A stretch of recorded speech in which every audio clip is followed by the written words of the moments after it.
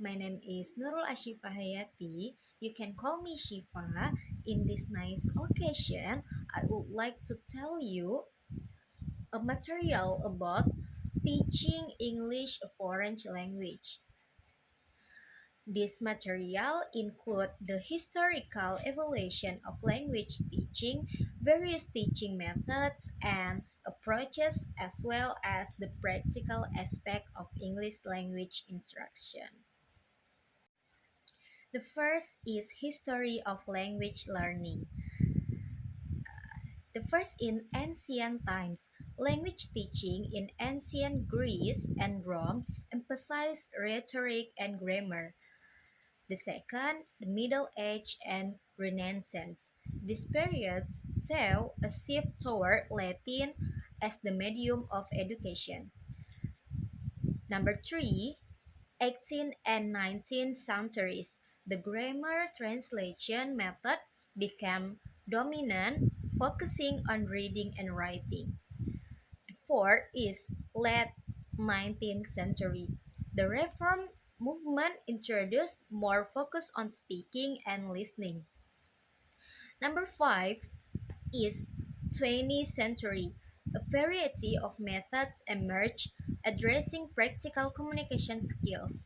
Number six is 19 and 70 years. Communicative approaches prior, prioritize fluency and real life communication. And then modern times, a mix of traditional and contemporary methods is employed, combining the best practice from different periods. Next, concept in language teaching. This section outlines fundamental terms and methodologies. The first is teaching approach, philosophical orientation guiding instruction. The example is communicative approach. The second, teaching method, a systematic way to deliver lessons. The example is direct or audiolingual methods. The third is teaching technique, the specific classroom activities to achieve objective. The fourth is teaching strategy, broad plans for achieving learning outcomes. The five is teaching model, frameworks for structuring lessons. The terms are EFL or English Foreign Language, ESL, English Second Language, TESOL, Manglish or Singlish. Next, teaching method 1. There are audiolingual, direct method, and indirect method. And in teaching method 2, there are physical response method, grammatical translation method, and communicative approach. In audiolingual method is repetition and drills to develop language habits. The example is when be a teacher, repeat after me. I'm a student. And my students answer, I'm a student. And then me change student to teacher. I'm a teacher. And then my students tell, I'm a teacher. Next, direct method. Direct method is immersive teaching without translation or focusing on conversation. And the last is indirect methods. Allow learners to infer meaning through exposure. So, next, teaching approaches.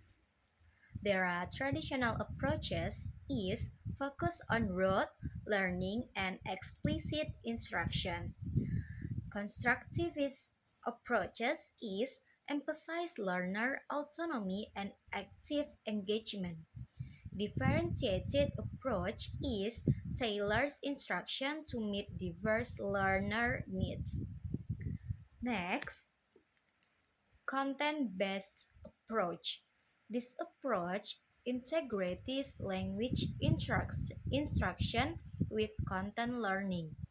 The benefits include building a strong foundation, enhancing learning effectiveness, boosting student motivation by connecting language to real world applications, and then next, evaluation in language learning.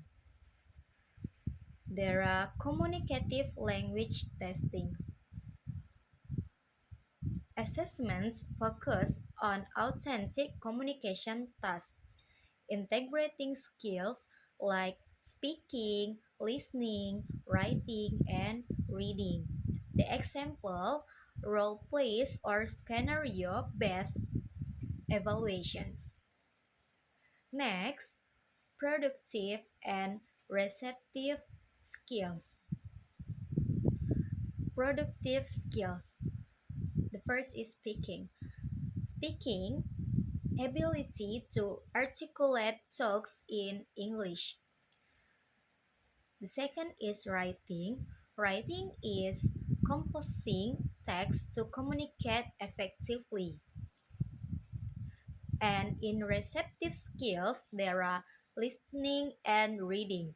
Listening is understanding spoken language, and reading is comprehending written text. And the last material is teaching adult learners. The concept of andragogy is highlighted, which focus on adult learning principles. The first is adults are self-directed and bring life experiences into learning, and then they exhibit readiness to learn based on their roles and goals. And then motivation is often intrinsic, aiming at personal or professional development. Okay, that's all from me. Thank you for your kind attention. See you again.